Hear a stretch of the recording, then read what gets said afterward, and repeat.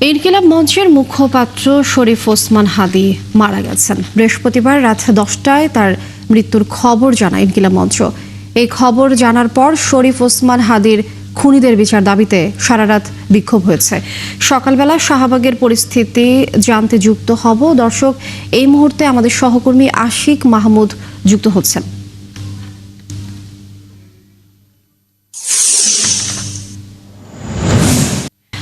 আশিক মাহমুদ, সকাল থেকে আপনি যুক্ত ছিলেন, আমরা শাহবাগের পরিস্থিতি জানছিলাম আপনার মাধ্যমে। একটু জানতে চাই এখনকার পরিস্থিতি কেমন দেখছেন এবং কোনো বিশৃঙ্খলা দেখছেন কিনা সেই বিষয়ে জানাবেন।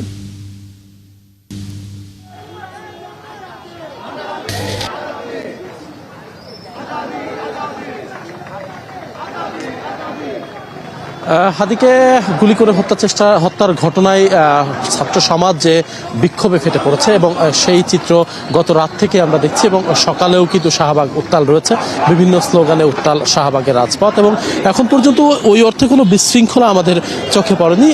শিক্ষার্থীরা, যারা সাধারণ জনতা, যারা রাজপথে নেমে এসেছিল রাতে, তারা সকালেও একইভাবে আন্দোলন চালিয়ে যাচ্ছে এবং সেই আন্দোলন কিন্তু তারা শান্তিপূর্ণভাবেই পুরো শাহবাগ মোড় ব্যারিকেড দিয়ে আটকে দেওয়া হয়েছে। যান চলাচল বন্ধ এবং যান চলাচল বন্ধ করেই শিক্ষার্থীরা শাহবাগ মোড়ে অবস্থান করে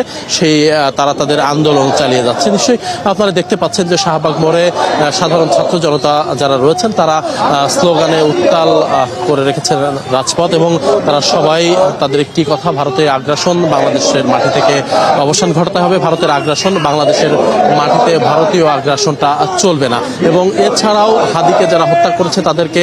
বিচারের আওতায় আনতে হবে এবং এই সরকার হাদীকে যারা হত্যা করেছে,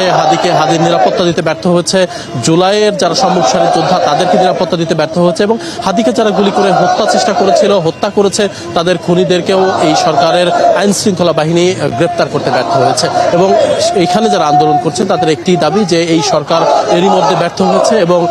একটি বিপ্লবী সরকার গঠনের দাবিও তোলা হয়েছে এই আন্দোলন থেকে এবং সেই আন্দোলন কিন্তু সকাল থেকেই চলছে এবং বিক্ষোভে উত্তাল রয়েছে রাজপথ। দর্শক, একটু জানাতে চাই, গত 12 তারিখে দুপুরের পর যখন হাদীকে গুলি করা হয় তারপর থেকেই কিন্তু জীবন মৃত্যুর সম্মুখীন ছিলেন হাদী। গতকাল রাতে সিঙ্গাপুরে চিকিৎসাধীন অবস্থায় হাদী কিন্তু মৃত্যুবরণ করে এবং হাদীর মৃত্যুর খবর